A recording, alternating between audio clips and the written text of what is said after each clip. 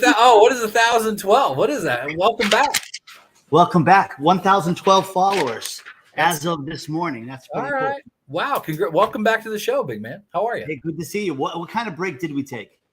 I don't know, a couple of months. Feels good to be back in the saddle. And, you know how this stuff goes. We had a really good run and just continue to grow. And I think it's sometimes good to step away a little bit and refocus. And we're back. I mean, I'm wearing my hat. I got my shirt. I got my match. My socks are on. It's all good. Look at you. Welcome back to the big show. So you want to shout out Woodstock Inn and Brewery? Yeah, I mean, we're still their agency, so we can still put that up there. So if you're in New England and you want some great craft beers, they're a great place to go. Nice. Yeah. Well, as always, we kick this off with shots on goal. Go ahead. You go first. I will throw out this. This has been a long time coming. Uh-oh. Longest summer of baseball ever. It is. Hey, and that's one of my shots on goals too. I would like to congratulate the Boston Red Sox on being in first place, tied 3 ways today. But I'd say that we should be in first because we're 6-4 over the last 10, and the Yankees are 5-5. So no, actually, on the ESPN app, Red Sox first place. Oh, really? Yeah, I looked at it today. Cool. But my longest summer of baseball is a reference to last year. When you're like longest summer of baseball ever, they're going to be awful. And what did they do? They were 2 games away from going to the World Series. So is that what you're doing? Is you're pointing out how wrong I am? Or? Yes. Okay. Well, in a nice way. Right. In a very nice way.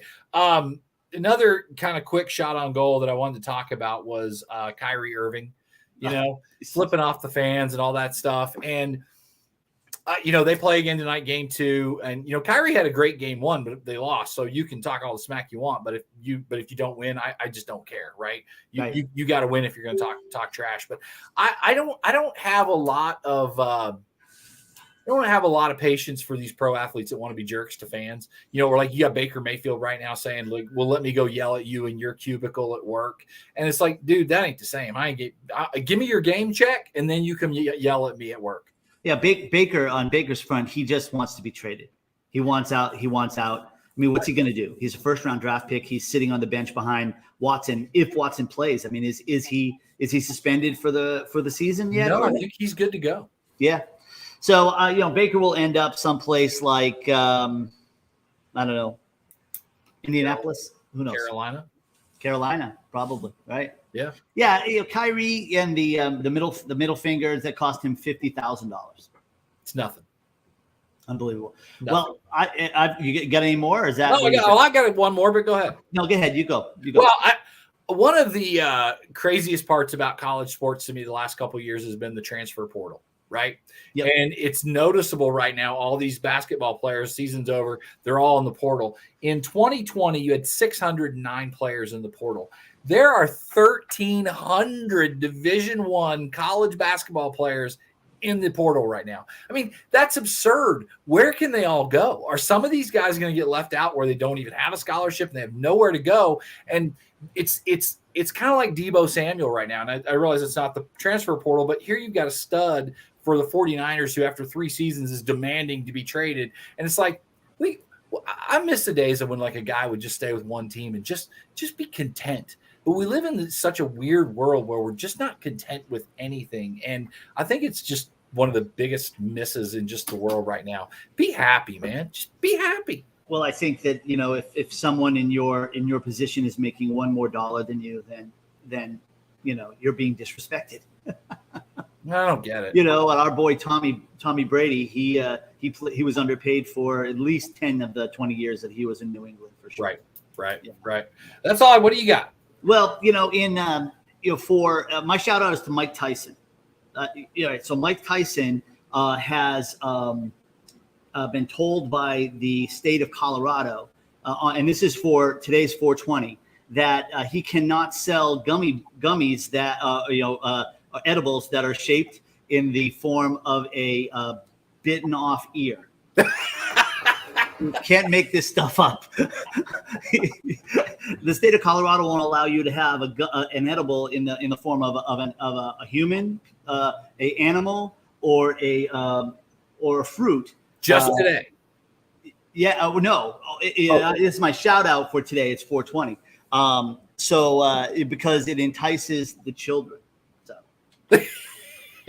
Well, there's probably some truth to that. Yeah, and you stole my Kyrie Irving one, which was awesome, and my first place Red Sox. So I guess all I got left is a shout out to our next two guests, which will be next week. Will be Caroline Matthias. She is the Alec Baldwin of the penalty box. This will be her third visit, and then the week after that, we've got a gentleman that I know very well. A co-founder and chief revenue officer of a company called Hypersphere, which I'm a little involved in. So I want you to, he's in the crypto space and the data protection space. So I wanted to shout out to those two. So that's all I really got.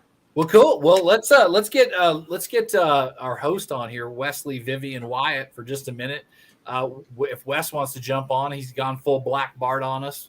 He's probably not even listening now. Yeah, he doesn't. He's working on Randy's whatever. There he is. You want to give a shout out to your what you do and how people can get a hold of you and hire you for your services? Absolutely. All you guys got to do is go to weswyatt.live, and if you're interested in doing what we're doing now, or just learning how to do the ins and outs of video and social media and podcasting, just give me a buzz. That's awesome. It. Get out of here, you knucklehead. Well, Tim, you want to introduce our guest today?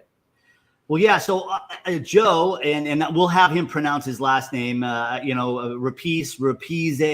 I'm not really sure. I want to make sure he's Italian. I want to make sure I get it right. Joe, and I followed Joe for during the pandemic a lot, and I know his sauces, hot sauces, are only a couple. Hey, Randy, how are you? Only a couple years old, but I became an instant fan right away. I got all four of them, and I have my favorite, which we'll talk about when Joe comes on.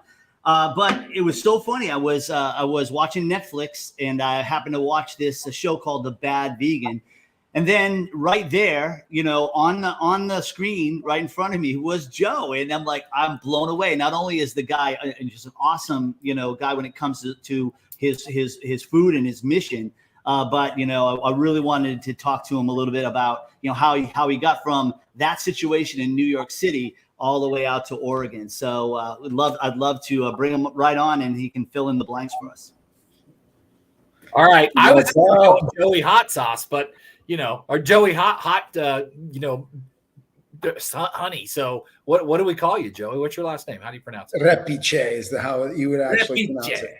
Yeah, it's been mispronounced my entire life. So you're not alone. You're just joining the masses. You're just really joining the masses. Well, I was telling Tim before you got on, I started to watch that show, The Bad Vegan, and I think I'm only like maybe an hour in, and then he's like, yeah, Joey was. I'm like, wait, what? Like I didn't put all that together until 15 minutes ago. So that is cool. I need to watch the end of it. I've just gotten through it. So yeah, it's quite a story, man. It's quite a time in my life. It was pretty crazy, like going through it. It was kind of traumatizing when it was happening, to think about being in an establishment for like 10 years. I had a 10-year run there, and everything, we built up so much momentum. We just had such notoriety, just part of the team that was just really making that place successful. And then all of a sudden the carpet got pulled out from underneath all of us, and her life was derailed as a result of making some pretty poor relationship choices. Right. Well, I want to talk to you about your business, but since we're talking about this, we might just dive in and get this out of the way. How do you not know that you need to run the opposite direction when the guy tells you his name is this, and then it turns out to be that, and then you end up marrying the guy after all? Yeah, I mean, there's a lot of questions. I was recently introduced to a woman, Laura. She has a podcast. She's like a crime analysis, and I was still kind of like, beside myself. Even watching the documentary, I was looking at it. I'm like, wow, this doesn't really, it actually created more questions than answers for me personally. And, but actually connecting with Laura and her understanding of just the type of crime that Sarma was involved with, and the type of framing around a sociopath like Anthony, AKA Shane, and how it just slowly just was ramped up and slowly just moved. It's not like one day he said, give me $100,000 when he first built the trust, and And I think a lot of the documentary didn't really go into the coercive control, which from my understanding, like limited understanding, I'm not like a crime analyst by any means, but like the coercive control that's involved in this, and the subtlety. Like Sarma was smart, and a lot of people say, "Oh, she was in on it." Well, and I always like revert to like, in on what? Destroying her life, Right. What incentive does she have? Like, she basically, everything she ever built, worked so hard for to get to where it was. It's not like we came out of the gate and the place was like a huge success. By no means. We were in the red, and Jeffrey kept that place going, and Sarma kept going. We all just collectively believed in it, and we kept pushing the envelope. The chefs coming in there just kept making the place better, and more and more awareness to what we were doing, and more awareness to like the food and the execution of the food. You didn't have to be a vegetarian or a vegan to enjoy that place. That was what we were doing, and stylistically, it was like sexier, it was funner, and we kept evolving, and then more and more success started to happen to that place. So it took years. It took me personally like 5 years to get to actually, making a really decent living. I was invested. I was sold. I was really into that restaurant. I was into the concept.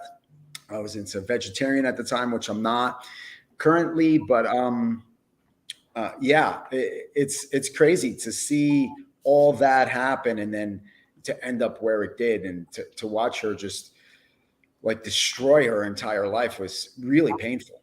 Wow. Well, I've got 2 questions. Do you see Leon anymore? Well, I'm on this coast. Only on Instagram I see Leon.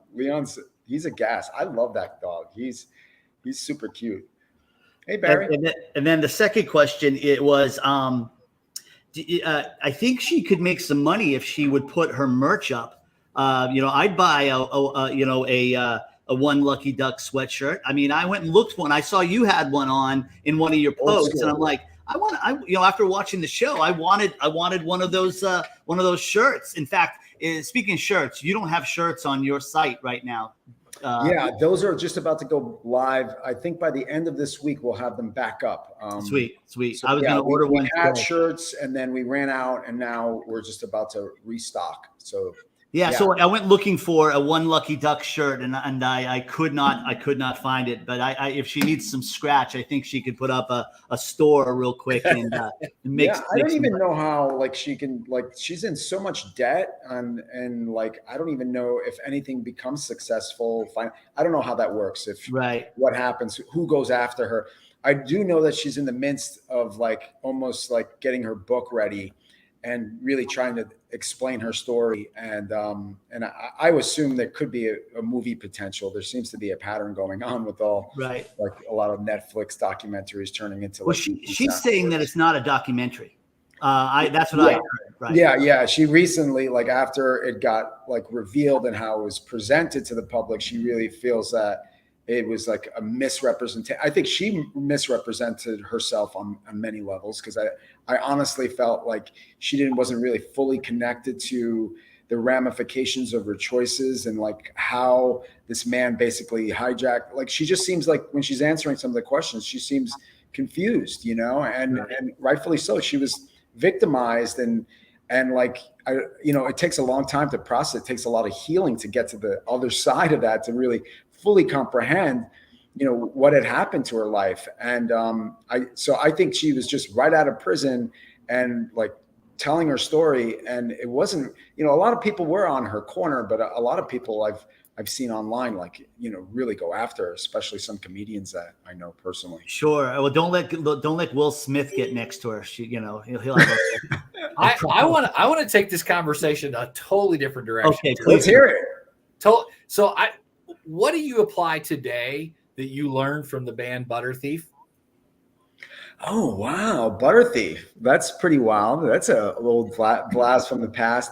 I was heavily into Sanskrit. I kind of dove into a lot of meditation. There was a chapter in my life I went to India, And I was at an ashram, and I had a couple of close-knit friends in New York where we would meditate. We do this Surdation Kriya. We were like doing these breathing techniques, and I was full on. I'm a kind of a full on kind of guy, as you could tell. I was like full on into like working at Pure Food and Wine, and full on into my hot sauce business.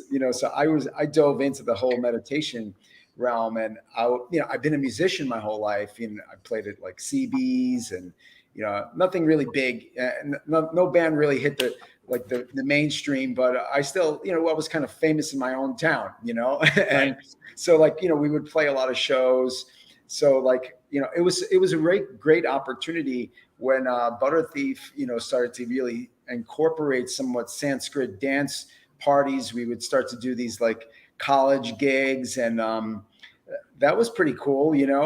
I think we even played the sideshow at Bonnaroo one year. We were like in the world music stage, and that was a lot of fun. That was like, wow, I'm at Bonnaroo, and who knows? I never thought I'd have the avenue of like Sanskrit dance music to actually play at Bonnaroo, but nevertheless, I got there. What do I incorporate it in my life? I still meditate. I'm still a heavy meditator. I meditate twice a day. Exercise is a big part of my life. Drumming, I'm always going to be a drummer. I play more hand percussion stuff now than I actually do on the kit. I almost felt like I aggressively was so invested and so identified with me becoming rock and roll star that it didn't happen. And I felt like I just closed that chapter in my life as far as going after being a rock star. And I play more for me now, which is still really gratifying. But it's not really part of my life as much as it was. It was like the center focus of my life. And it kind of transferred even into the Butter Thief stuff, but I'm really not performing, but I'm still just a all in kind of guy, I read one take on Butter Thief was that it was like a eclectic kind of weird pop sound, but it said that it had a positive message. Was there a lot positive message in lyrics? Is that what was that? In Sanskrit, chanting, they say, there's a lot of resonance with, connecting with the divine. So when you're singing into this, it's all a call and response. So, the band would sing out a Sanskrit chant, and then the crowd would sing it back, so it would be this call and response. And essentially what we're all doing is just calling out to the divine, trying to connect to something deeper within us. So it had a total spirit. Its aim was to just, try to have people connect positively as opposed to in a drug scene. Because I think a lot of times, in the 90s were really drug orientated for me. But, a lot of times you experience these things with hallucinogenics or drugs that, that are connecting to something that's mystical in our lives. But there's a lot of consequences, I feel, when you take shortcuts, drugs, i.e. drugs. But if you're doing it with Sanskrit chanting, or there's other ways that are a little bit more harder to achieve, but they're way more gratifying. There's really no consequences when you go the other route. Love it. How did you end up from New York City? You stopped in LA for a little while, right? And now you're in Oregon. Tell us how you got there. Yeah, I mean, it was really the demise of Pure Food and Wine, right when it was the day that essentially Sarma, we had our paychecks not happen for quite a while for some people that watched the documentary. And then we basically got re-upped. Everyone was settled. And then we all, we had this meeting, and Shane came in and said that he's taking over, he's partners. And someone recorded that meeting, which is really amazing because I didn't even know that was recorded. But nevertheless, when we had complications that occurred one more time, I reached out to Sarma. I was like, hey man, either you get over here or you're going to lose everything. And she sent this mass email, don't worry. It was a bank transfer kind of, nobody was buying it, one bit of it. We didn't even know if that came from her.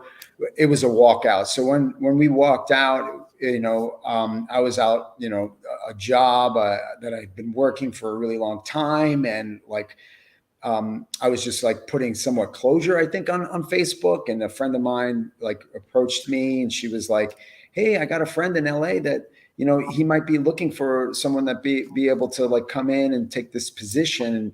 And that was that's what started me. I was like, it was first a consultant job that I landed in LA, and my fiance at the time, which is now my wife, you know, she stayed in New York, and I went, and they put me up in a spot over there, and I was doing, I was like immersed in, it was a very similar concept, but I had never done any kind of work like that before, like, you know, operational kind of manager. I was, you know, just diving into something, and just I had plenty of like work history throughout and I've been in the restaurant industry for many, many years, but, you know, doing consultant work is a completely different animal. And not to mention, I just came off of like this tremendous shock. You know, it was like right after the holidays. So like job searches in New York were really, you know, it's the worst time to look for work right after the holidays in Manhattan. And I was just like, you know, looking, and this opportunity came up, and I jumped into it.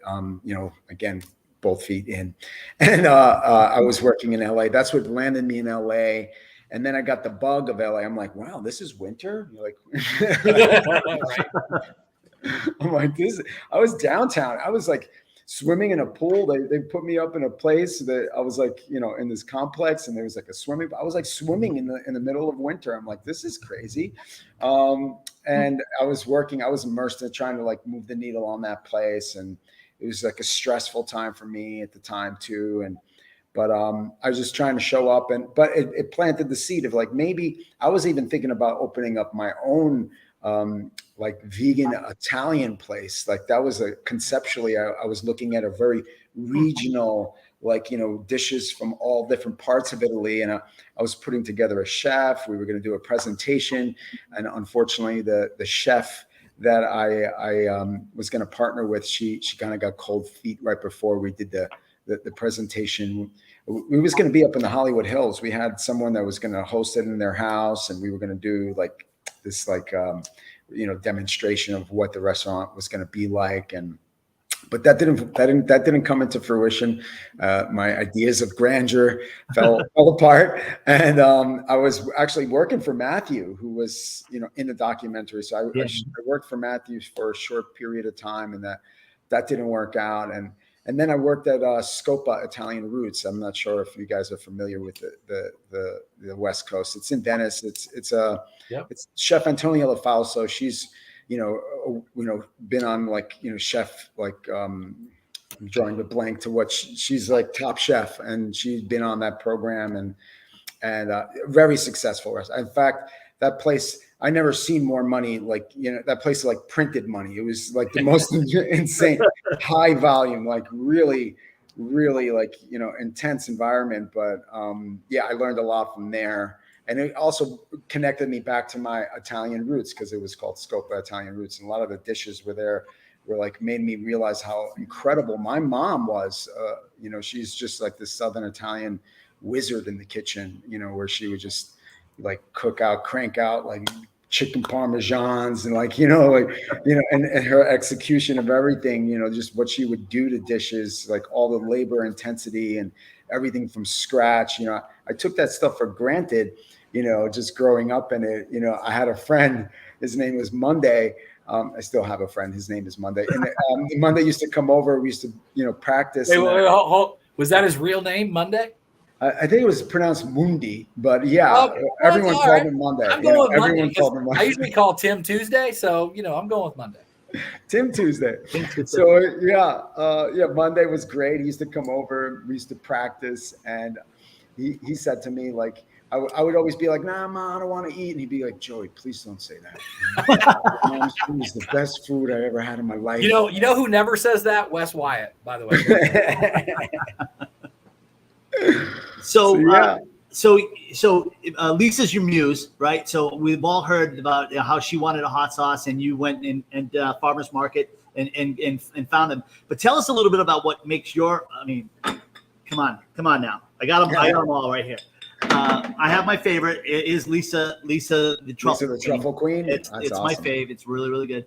So to give us a little bit, and I'm sure you've told this story so many times, give us a little bit how you got here. And I think that, if I'm not wrong, you just celebrated your 100th batch. I'm not sure if that's correct. It's true. Absolutely. Recently. Yeah. Cool. Yeah. So, I mean, Lisa was just nonchalantly telling me she's picking up hot sauce in the supermarket. Like, why do they got to put fillers and binders and sugar and everything? And I was like, I'm going to make Lisa hot sauce. I didn't even tell her. I just like said it to myself. I'm going to make her a hot sauce. Yeah. Unlike a lot of relationships that I know, and I've been through a lot of really unhealthy relationships, I have this amazing connection with my wife. I love her so much, so I was really just inspired. She wasn't like nagging me, Joey, why don't you make me a hot sauce?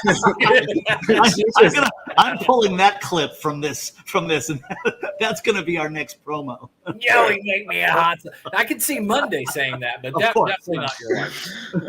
So I was just inspired, I went to the farmer's market in Mar Vista at the time, and I was just like shopping, and I see these like peppers, and I'm like, oh, I'm going to just put it in my basket. And I went home, and I'm like, old school Italian, I'm roasting it in the oven, and also stuff that, from Pure Food and Wine, using like apple cider vinegar and Himalayan salt. I'm like, oh, I'm going to incorporate this. And so everything I'd learned up until that day, that moment, just kind of came together, like creating Lisa, this hot sauce.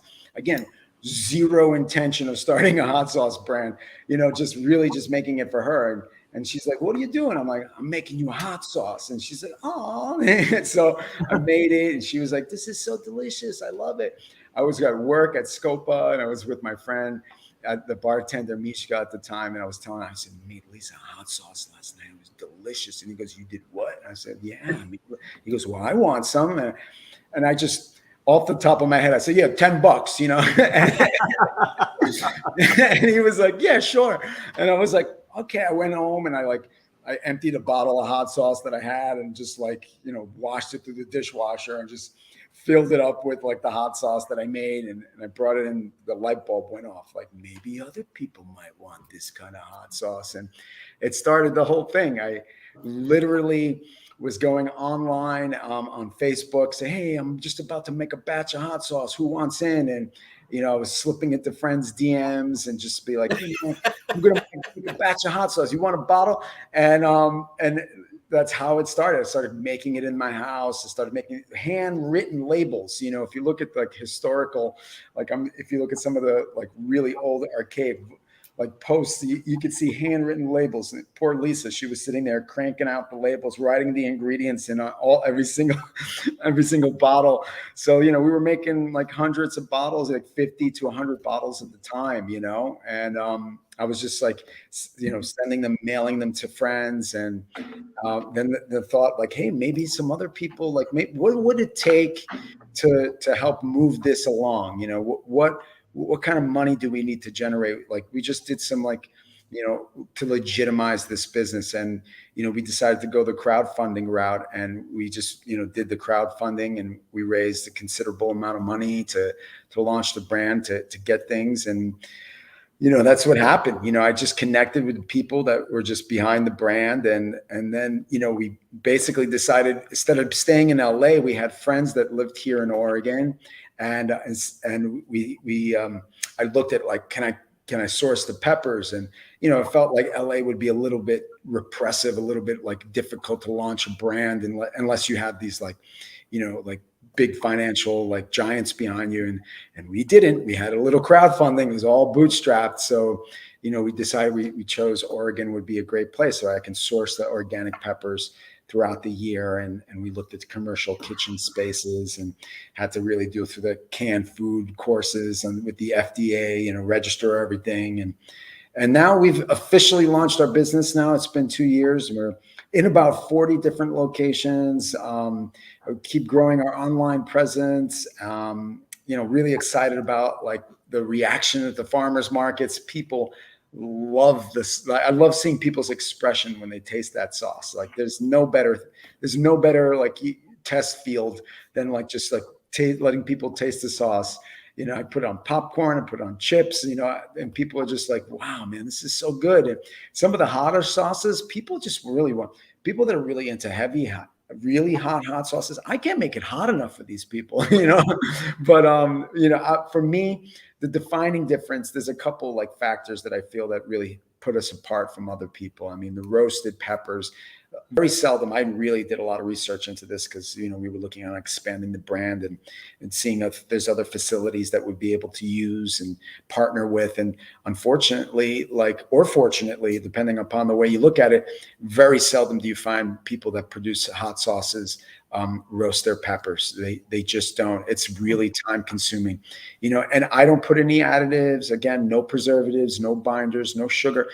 Even the salt that I use, because the pink Himalayan salt, this industry is gonna glyphosate. It's got chemicals. Our food industry is broken, you know. But even to show you the pink Himalayan salt, if you look and do some research on it, a friend of mine informed me, and Moni let me know, hey man, you know, they're doing dynamite mining in the pink Himalayan salt market. You have to find a way to not because that dynamite that they're blowing up to get deeper into the mines to get to the salt is it's a byproduct of the food. So you know, I ethically sourced this amazing pink Himalayan salt that these guys are just committed to finding ways around using dynamite to get you into your food.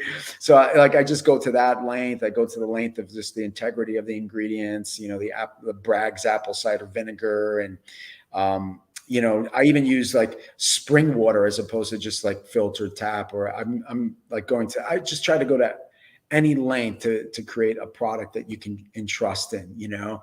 And it costs more. A lot of people always tell me, yeah, it's expensive. I'm like, well, you know, can't blame me that this world's messed up, that if you want a really good product, and it's predominantly peppers, you know, that's the thing. My hot sauce, a lot of hot sauces are really watered down or vinegar or fillers. Mine is thick by design because it's mainly roasted peppers. It's like a pepper puree. And I'm using all these different peppers in my mix. And that's where the flavor is coming from the roasted peppers, from the integrity. My mom showed me how to cook, you know, the balance of simplicity brings greatness. You know, she implanted that into me. And, you know, it might be, if you look at the ingredients, it might be kind of you know, straightforward, but at the same token, you know, how I'm roasting these peppers and what kind of peppers and what I'm doing what makes Joey's what it is I feel it's worlds apart from any other hot sauce. And that might not be your bag. You know, if you might like the vinegar forward, some people love Tabasco, and I honor what they're doing, but it's just stylistically, this is what we're doing. We've been all about the roasted peppers and the integrity of the ingredients and the balance of the ingredients. I don't honor Tabasco at all. Screw them. I don't care about what. I love what you just said. The balance of simplicity brings greatness. I love that. That's for sure. You just won the internet today, Joey. Yay! You won. Hey, who's better at chess, you or Lisa? Me. Okay. Yeah. She's not great at chess, but all right. That doesn't say much. I'm not a great. I got a couple moves. My old roommate was great. Pablo, he was an incredible chess player. And I don't think I ever beat Pablo. But I learned a lot from him by losing to him consecutively over and over and over. Are there any new flavors on the horizon? Actually, I'm so glad you mentioned that. I am. I actually have produced an all local batch. It was a Scotch bonnet. So Scotch bonnets are a pepper, nothing to do with actual Scotch. Scotch bonnet are a pepper. They're very similar to habaneros, and as far as the heat level is concerned, but the defining difference is the flavor. They bring in a whole different element of flavor in there. You might have had jerk chicken. It's very, you know, it's very Caribbean. Those peppers are indigenous to those areas. So certain time of the year, I partner with Fry Family Farm. They're here in Oregon. It's where I actually produce the sauce currently. And they are an organic grower. So I partner with them, and they grew these Scotch bonnets for me. And I made a very limited batch. Now, this batch was initially just kind of exclusive. I know you guys talked about crypto a little earlier. It was exclusive to a crypto project that I was just dipping my toe in to see what would happen with it. He's going to ask you this question, so you might as well ask the question, Tim, while he's going down this road. You might as well. Yeah. You have an NFT. You have an NFT offering on your site, and it's true. So I'm involved in a company that is a data protection for the crypto and Web3 world. And I'm just kind of curious if you could tell everyone a little bit about your NFT and what the offering is and the end result that it will bring to the environment. Yeah.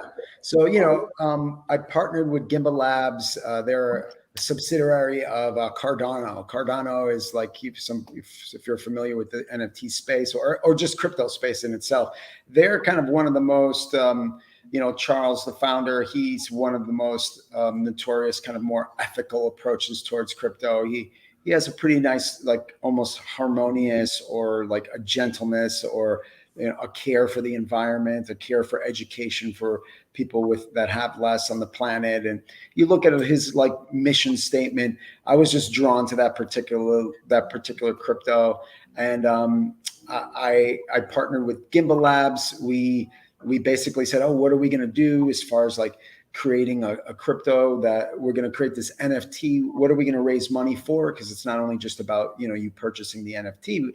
We wanted to do towards regenerative agriculture. And Hobbs is a guy that I connected with on TikTok. And I was just kind of like inspired by the way that he talks about. And I've done some documentaries.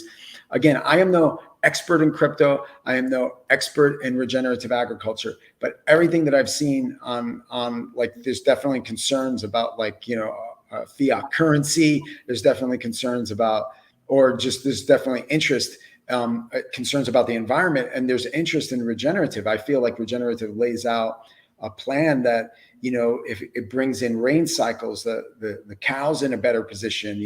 He's eating the grass, that he poops into the grass, it enriches the soil. The soil, if you're moving these animals around your land, you can plant things in this soil. Whatever you plant in the soil can be rich, full of nutrients. So you're eating nutrient-rich food.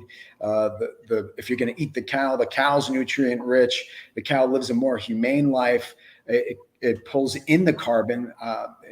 So there's like negative carbon imprint, and you're not forcing an agenda of like vegetarianism on people, A, and B, I don't feel that processed anything is good for anybody. And a lot of the vegetarian agenda right now seems to be pushing an agenda that is like, pushing on like processed food. And I think processed food is not good. I just turned 51. And I really want to stay in the best shape of my life. I'm committed to like my brand. And I'm committed to, there we go. I'm committed to like, just trying to live a better life and trying to eat things that are just more from the earth and give people like inspiring recipes. So like all boiled down to, I have this limited Scotch bonnet hot sauce that I actually opened up to people at the markets. It was originally thought out to be, I still have the NFTs available with it. I have an incredible artist that created the digital form of NFT where the bottle is just like the peppers are spinning around the bottle. And then I have that in a box set where the box set's floating in the universe. So you would get that actual NFT, and accompanied with this incredible music with a friend of mine, Deepak, which I also know through the meditation world. He's done music for like Disney and whatnot. He does scores for music.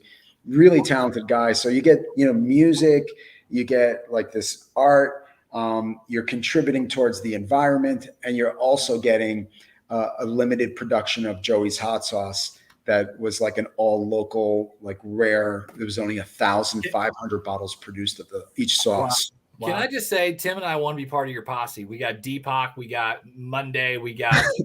I need a name. My life is so colorful, man. We got Tim Bam, Eric. Like I just want to roll with the posse, man. This sounds like a lot of fun. Jeez. You're in, Eric. I'm in. Hey, if you could pick one social media platform to use for the next 5 years, what would it be? Oh, Jesus, one social media platform. I don't know. That's so hard. I just try to be authentic in every platform.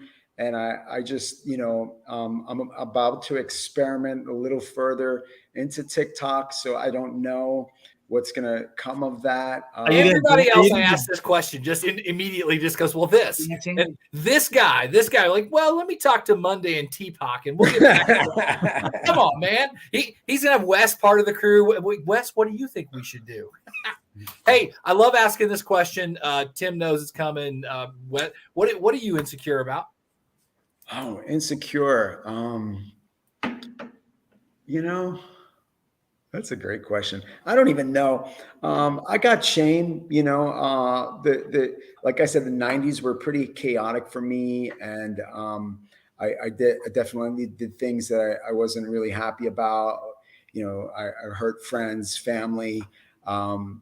So I think, maybe there's a part of that history that there's always a genuine, like, loving spirit inside of me, but I really wasn't in balance in life. And so I think, embarrassed, maybe I'm embarrassed about that segment of my life, but I also think there's value to that. There's value to me having lived. I feel that gives me empathy and compassion on a level, and to other people, that there's value. I think I'm becoming more and more in alignment with, like, dropping that shame and understanding my value, and understanding, like, that I am valuable, and without going into any grandiosity. I hope I don't. No, I love it. That's you know what? It's a great answer. I think it's a great answer for anybody that listens, because we're all insecure about some shit. And sometimes it's maybe the way we acted in the 90s with our boys and what we did. And, we aren't defined by it. We move past it. You learn from it. You grow from it. And so I love the answer. Great answer.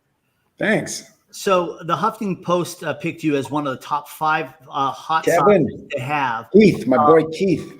What has that done for your business, and how far are you from going into the Whole Foods type arena? Well, Whole Foods is a different animal. That did an incredible job. I'm so happy that Keith mentioned me. He's an incredible chef. He does a lot of, like, Indian cuisine. I met him on Clubhouse as well, and I got to connect with him, and I sent him some sauce, and he's like, Joey, honestly, this is the best hot sauce I ever had, and I'm like, wow, that a world-renowned chef, like, saying that, author of books, and I seem to have that reaction with a lot of, like, chefs. They really thoroughly enjoy, there's more about depth of flavor with my hot sauce. It's not just about annihilating heat. A lot of hot sauces are just all about to give you that punch in the face with the heat. And with my hotter sauces, I try to give a balance of that, but it's still always predominantly more about the flavor. So, and Keith really embraced that, and I'm so grateful, and brought a lot of attention to the brand. I definitely saw a nice flux of orders when the Huffington Post put that out there. As far as, like, Whole Foods is concerned, Whole Foods, they're a beast. A lot of these, like, bigger brands do what they call free fill, and essentially, a little guy like me doing free fill would annihilate my company. It would, I would be incinerated going into that arena. So what a free fill is, just in case other people don't know that, it's like a bigger brand will say, hey, yeah, we like your product. We think it might perform well. Why don't you free up, give me free product, and we'll put it on the shelves. If it moves, great, we'll reorder. If it doesn't, sorry, and bigger brands tend to do that, we made it out in Erewhon in California. Erewhon is kind of like, it makes Whole Foods look like, how can I say, makes Erewhon look like Rite Aid. You know what I mean? Like it's everything you go in there. It's kind of like high end, high quality, really hard to get into that market. And I met them again on Clubhouse as well. And I got to introduce them, and I was like, hey, forget about that other brand that does truffle stuff. He goes, I got real truffles. I'm wild foraging our truffles, and I'm blending them right in there. I'm getting 10 grams of wild foraged truffles in every 5-ounce bottle.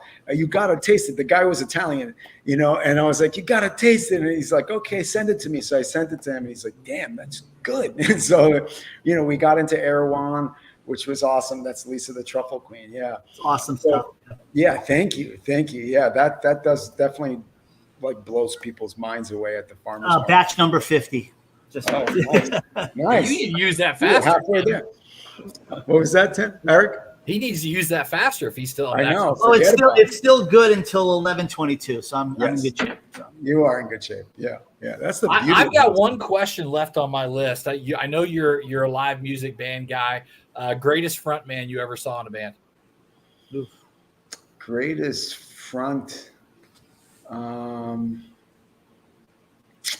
have to say, I mean, I saw Soundgarden, I saw Nirvana,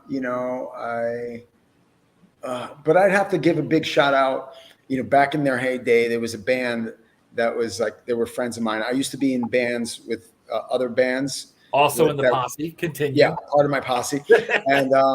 And these guys were a band called Drag Pipe, and Jay Diablo, when I saw them perform, and his energy and like his conviction, I was really blown away. I thought it was the most I was like really taken back by that performance. Also, big shout out to ex-singer in a band that I used to be in, and she passed away. Nicole, she was like, she died unfortunately of substance abuse, but she was an incredible. There was this one show when we were playing at CBGB's, and Joan Osborne happened to be there at the time. And, so like she was like a friend of mine was I don't have this videotape, I'm sorry, but a friend of mine was videotaping and, watching like Nicole perform, and we were just doing our thing. It was just like, it was so intense. Our music was like super intense. And Nicole would just like, she would just like tear up this. She used to be like a Disney dancer. So she like knew how to move her body, and she was just like singing and like screaming into the mic. And like sounds like Wes. And then the camera like panned to like Joan Osborne, and Joan's like mouth was just like her jaw was just dropped, like, oh my God, what the hell is going on here? Do you know who else has moves like that? Britney Spears. Little known fact, Wes Wyatt is the president of the Ohio Britney Spears fan club. Oh, wow. True. Yeah. Very true. Got to get Brittany a bottle of Joey. You probably want to be in our posse now is probably the deal. So it's true. It's true. I do. Big stuff around here. Big stuff. So I saw the I only have one more. How one more question. How did you feel about standing in the middle of that field? With all those cows in that documentary. I mean, I got to be honest with you. You looked so out of place. I'm like, wait a minute. The guy with the tats and the big glasses from New York with the accents in the I mean, I love Hobbs. Hobbs is such an awesome dude. I could sit around and listen to him talk about everything like all the time. I don't know if you've ever seen his TikToks. He just like, he's out in the field every day, just like talking and like being in nature, talking about regenerative agriculture. Like I don't even understand how to have that much conversation. His intellect and his brain is just like on another level. He does have the best title that he should put on his business card: regenerative grazer. Yeah. So it was awkward. Both Lisa and I were just like, oh, look at the cow shit. Like, this is wild. This is real. Hey, we got a question on here from Barry Butler. Barry said, can I get your sauce in the Great White North? He's in Canada. Can they order off your website and get it shipped to Canada? I'm still working on that, Gary. Barry. I'm still working on that, Barry. Not yet. Unfortunately, if you know any people that want to buy a pallet of it, I would definitely do some marketing up there to kind of get the some orders. But for me to ship it directly from here is a fortune, and nobody wants to pay $25 for a bottle of hot sauce. It's worth it. Barry is not in the posse. Just saying. You're out. You're out. How far are you from Klamath Falls, Oregon? I'm in the most southern part of Oregon. I'm near Sacramento. So I'm it's actually, like, people always think, oh, it's cold and rainy. I'm like, oh no, that's really more northern part. Actually, we get mild winters over here. I'm happy as a clam, and we even get winters, which, right outside my house currently, you can still see snow up on the mountaintops. And that's like really beautiful. And I jog right into the mountains too. Like that's another thing. If you would have told me like 20 years ago, oh, you're going to be jogging into the mountains in Oregon, I would have been like, oh, you stupid. But that's my life right now. I love it. I love getting up and, jumping rope or, jogging into the mountains. I like vertical. And I like when I first started doing it, I didn't have my footing on the way down. I almost like lost it, and I bring like some pepper spray just in case there's like bears up there. I'm risking my life daily for my health. Your body should thank you.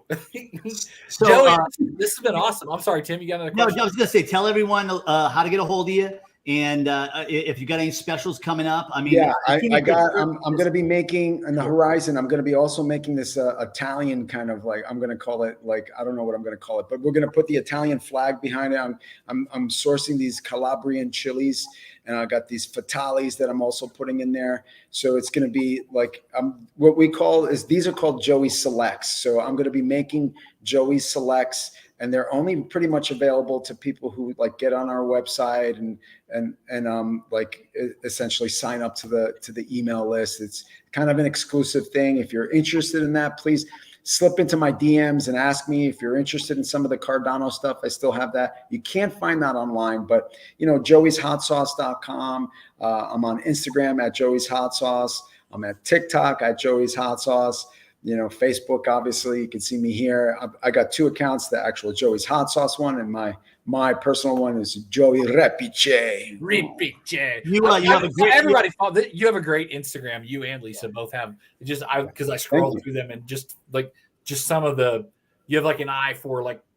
That's really. That's cool. All Lisa. I'll tell you right now. That I figured.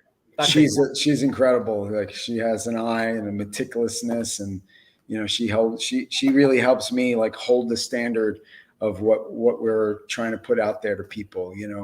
I wasn't going to say it, but you definitely married up, bro. I know. I got lucky. I waited. I've been in a lot of really mind-bending like relationships. Like, I'm lucky. Just say yes. Just stop. Well, you have one of the best taglines, in my opinion, in any hot sauce. Get on the sauce, which is thanks. Yeah, my mentor gave me that one. He was awesome.